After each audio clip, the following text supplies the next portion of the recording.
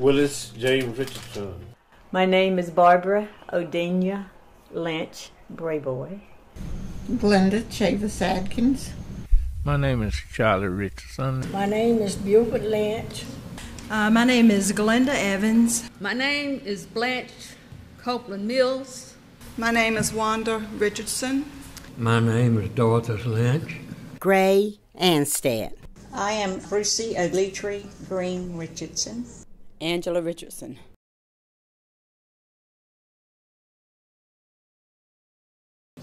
My name is Mike Arthur Mills. I'm Jesse Richardson. Hi, I'm Connie Lynch Hedgepath. My name's Eddie Richardson. My name is Claire Ruby Richardson. My name is Alfred Morris Richardson. My name is Maxella Mills Richardson. My name is Winston Ann Richardson Lynch. Joe Edward Mills. I'm Joseph O. Richardson. Zala Richardson. It was in the, I won't say the early 50s, but I'm thinking mid to late 50s. It could have been earlier, but I know it was in the 50s. We started our meeting, I believe it was in the third Sunday in June, when the first words were spoke. We was getting organized, get together. And it was a little school down in Silvertown called Silver Hill. And that's why 3 or 4 of them got together at. So let's have a meeting, try to do something about ourselves. That Monday night, we met up at Bethlehem School. I think it was about a dozen of us met there. And the meeting lasted about 45 minutes. And Mr. James Mills said, well, I tell you, we was on public property here. We should have a meeting somewhere else. So he moved the next meeting to his house. Mm-hmm. And so we met there for 3 meetings. Mm-hmm. And then after that, I brought it to my house. Yes. They met at my house a couple of times. Mm-hmm. Then after that, they moved it to Mr. Brother Richardson's pack house. And I don't know how long it stayed in that pack house, a pretty good while. But after that, we bought 1 acre of land and built one little old room. Now, I don't know how large it was, about a 20 by 24, something like that. Could have been a little larger. And so that was the beginning of our school right there. Well, the reason they started the meeting, I figured that they got tired of people going to restaurants and to run them off, run them from the windows and doors and pushing them around, and didn't want our people to go to no nice place. For the older people, Mr. Brubby, Mr. Jerry, Mr. Milo, Mr. Courtney, and Mr. Garland, and Mr. Johnson, they would stand up and they wanted to get their children out of a place they were being picked on. So they come up with this idea about starting school. Sure did. For the older people, Mr. Brubby, Mr. Jerry, Mr. Milo, Mr. Courtney, and Mr. Garland, and Mr. Johnson, they would stand up and they wanted to get their children out of a place they were being picked on. So they come up with this idea about starting school. Sure did. Mr. Johnson Hedgepath was the organizer. Mr. Jerry Richardson was instrumental in carrying out the bylaws for the group. He was not elected as chief of the tribe, but he was very strong in his beliefs in the Indian heritage. We all called him Chief Jerry Richardson. Chief W.R. Richardson. And Mr. Ilza Tom. And then Ilza Mustache, they called him. Mr. Courtney. Randolph Green. Mr. Milo Evans. Mr. Martin. Mr. Garland. Bill McGee. Mr. Bud Evans. Mr. Raleigh Daniel. He lived down at Roanoke Rapids, about 25, just say 25, 30 miles. He drove up here to work on that building. John Itis Richardson. Mr. Eugene Richardson. Lonnie Richardson. They were all named, they were people who were very instrumental in working to pull the tribe together, or the people together. I was working in Richmond, okay. I worked up there all day long. I come home, I eat my supper right quick, and went down there and worked till 12, 1 o'clock at night. Me and Mr. Robert Richardson, Mr. James Mills, and Mr. Percy Richardson. We put the first 2 seals under that school. We were not recognized to have a school. And just everybody that was not white was considered colored. People in the tribe got together and built a school. I know my father helped. I know Bill Lynch helped. And I mean, God, just almost everybody pitched in and helped build the school. And nobody charged anything, and they spent their money to buy the material and all. Father made all of the benches that went inside the building. I remember they first started with a one room, which was off to itself, so to speak. That's built sort of separately, probably 4 more rooms. As far as the building goes, everyone chipped in because to save money. And my father was a farmer, so therefore he could not spend, 5 days a week there. The money for this project came from individual families. Everybody chipped in there to help build it. I was finishing my 2nd grade at Hollister Elementary School. And Mom and Dad said, she said to me and my oldest sister, how would y'all like to go to the Indian school next year? Man, I felt like a young'un with a brand new toy. And, but what happened, one of my classmates had told the teacher that MacArthur says that he's an Indian. Well, that wasn't the end of it. My school teacher called me up in front of the class and paddled me before the whole class because I said I was Indian. Do you think Mom and Dad like that? Nope. So, therefore you see why I say that when they told us that we were going to go to an Indian school the next year, no wonder I felt like a young'un with a brand new toy. If I were going to get a whipping over at the Indian school, it wouldn't be because I said I was Indian. I had a lot of racial experiences in Hollister.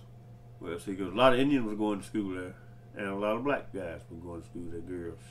And it was always a interracial thing. People grudged it, didn't hate it, but would always, didn't want you to be what you want to be. And that didn't work with me too good. So I always rebuttal a little. We ended up had to fight about 3 days a week on account of you not being what they want you to be and what they want to call your names and stuff, yell at ish and stuff. That was a bad word.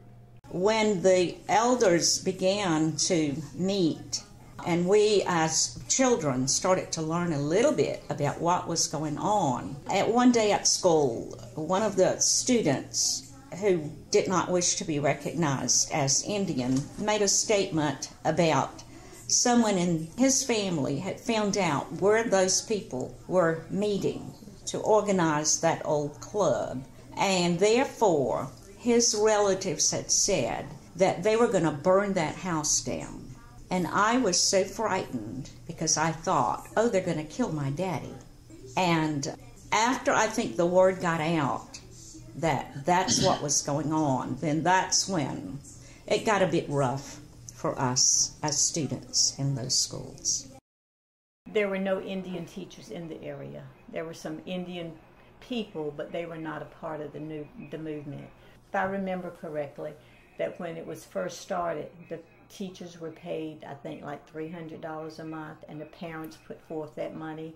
They just put money on the table, and that's the way they paid the teachers. We had to sacrifice a lot, too, for the school. My husband worked away from home some at the time, and I picked cotton and stuff like that. And took a little money to pay the bills. We had 4 children at the time. So it was kind of hard for us, but you know, we did what we could, you know. But I'm glad that we could have a school ourselves. You know, my children got to go there, which they didn't get to finish there, but they started out there. So, you know, they enjoyed themselves. They were all from Pembroke. Robertson, I won't say Pembroke, they were all from Robertson County. I remember all the teachers up from Mr. Brewington, and I don't remember them in order particular, but all the way up through Mr. Richardson. And by him being from here, he turned out to be my favorite. But I got along fine with all the rest of them. And I remember before they even came up here, any of them, we'd be out in the tobacco field, and I'd hear Daddy repeating over and over during the day, Mr. Brewington. And I'd say, what are you talking about? He'd say, just wait till Monday. You'll find out. Anyway, that Monday they had this teacher from Pembroke, Mr. Brewington. And from there, all the rest of it, you know, finally evolved all up through Miss Oxendine and, you know, the Miss Jacobs, Miss Chavis, and Mr. Deeds, and all the rest of them. But I can't remember them in order. But I was with them from all the way from Mr. Brewington all the way till I graduated from there. Well, we had a preacher named Reverend Charlie Brewington that came up to be the principal of the school, and he led us in the first day, saying the 23rd Psalm. Of course, real religious he was, and whenever we'd have trouble in school, he would stop and he would pray instead of trying, you know, discipline you, which really was real effective. But you know, that's just the way he did it. And we had all the high school in one room, 9 through 12, that first year. And Mr. Charlie Brewington was the only teacher in there. So. Mr. Dees was our principal, Hardy Dees. Mr. Sanderson and David Locklear. They all came from down south, except one, which was Ray Elk. He was a Sioux Indian.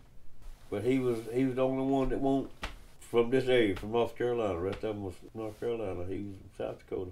He was going to school, or he was staying with somebody in Robertson County. And I guess evidently it got passed over to him that he was a teacher. He taught me to dance. I had started dancing some before him. And he taught me and told me to build me a little roach and a breech clout, put it around my belly, hang around my butt, and do a little bit of dancing. Scared. New community, didn't know anybody. Just knew some of the teachers. Like Loretta. We live not far apart, maybe 2 or 3 miles. And she and Miss Clark. And I knew Hardy. He was principal, so I knew him. Because we were in the same class, graduating class. Of course, he was older than we were, but I don't remember if he went in service and came back and went to college or what. But he was along with us in college. I graduated the first year, and I applied to Pembroke, and they refused me. They said the school hadn't been established long enough. So I applied to Appalachian, which I had no idea where it was. And anyway, they accepted me at Appalachian. My job was waiting when I graduated. See, nobody from the community was teaching at the school, all of them from Robertson County. So I was the first Indian to come back and teach at the school. And I was only about 4 years older than my students because I was teaching the 12th grade. Well, we didn't have to go start the fires in the heater. Mr. Garland put fires in the heater every morning. And he saw that it was cold in your room, so you could keep your fire going all day. Old wood, something in there for you to keep that fire going. And he always had that building clean. Buildings were always clean. Mr. Garland did them. Miss R.T. would come and help him in the evenings. He was around there all the time. Anytime you needed help, he was there to help you. But the kids, I would say 99% of them were very respectful. You know, you'd have that one somewhere along the line that wanted to be different. But, and they tried anything you asked them to try. They treated you like one of them. Different people were all the time calling us, come eat supper with me. It's Miss Lady. That's what we called her, was Miss Lady. Now, she loved to cook and ask you to come eat with her. And we would go and eat with her. She was a good, excellent cook. And George Evans and them's mother was all the time calling me to go over there. I felt like I was at home over there. Well, in school, the 9th and 10th graders, at that time, there were only like 2 rooms for the high school. The 9th and 10th graders shared one room, and we were, and the 11th and 12th graders shared the other room, and then I suppose it was set up on periods that we rotated, we switched teachers, so that's basically the way it was. Very basic subjects, you know, we never had any labs for biology or chemistry. You know, what we learned from biology, chemistry, and science, it was just from a book. We used to have May Days and loved to wrap the maypole. Something that was missing when we went to other schools. They got like 6 different colors, red, blue, green, white, and everybody stand out and everybody take a ribbon. 2 circles of people. The inside circle make the first step forward. Everybody turn the same way. The outside circle is facing this way, inside circle facing that way. You make 1 step forward and then you step over 1. Make 1 step forward, you step over 1. They go like this and like that and like that and like that all the way around. You just keep going. And then when they finish up, it's in sequence. And if it's done right, it's beautiful. May Day was a special event, and seems like you couldn't wear white until the 1st of May, May Day. Everybody would bring out the little white dresses. I was in a rock and roll band, and Eddie and I, Bill Jr., Dennis, Robert, and his brother Larry, we all played in the rock and roll band, and Miss Loretta Oxendine, she would take us on her station wagon to Charles City, Virginia. They started when they were in school, and they were playing music up at the Samaria School. They had been hired to come up here and play music. We never thought about the word prince or princess. It was king and queen at the Haliwa School. And the way we did, ever how many pennies you collected, that counted for a vote. And we had one for the 9th, 10th, 11th, and 12th grade. The only thing I can remember, we had a belt line. And see, I was in the Boy Scout. We got a Boy Scout. If you missed 2 or 3 meetings at the Boy Scout, next day at school, you got to get on your hands and knees, and the boys open the legs up, and you got to go through it. Every time you go by one, he hit you with a belt. Oh. And we just do that, you know, like, and sometimes when they start here, when they get the other end, they be crying when they come out. Because a lot of people, you know, they hit you hard as they could. And you're on your hand and on your toes, your butt sticking straight up in there. Basically, we had softball and volleyball. I mean, those were the 2 main ones that I remember. And other than that, we didn't have like football and stuff like that. But we all enjoyed playing softball. Sometimes we had after-school games also, and they could be very much fun. But anyway, we were kind of primitive in our activities and our equipment and stuff. Like, I remember when we only had one typewriter in the class, and everybody had to take a turn on typing on that, and one microscope that, you know, people took turns looking through that. But, and sports, they were very limited. So from that, I mean, that's what I can remember. The only field trip that I remember going on in school, we went to the fair. We went to the state fair. And we rode on Mussolini's blue bus.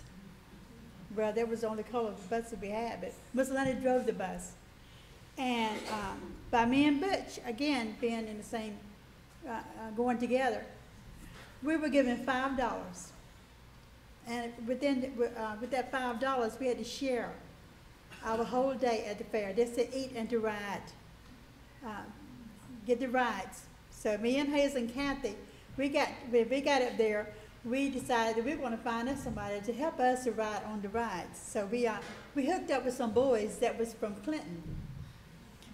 And we didn't know them, but they were glad to take us for a ride all day long.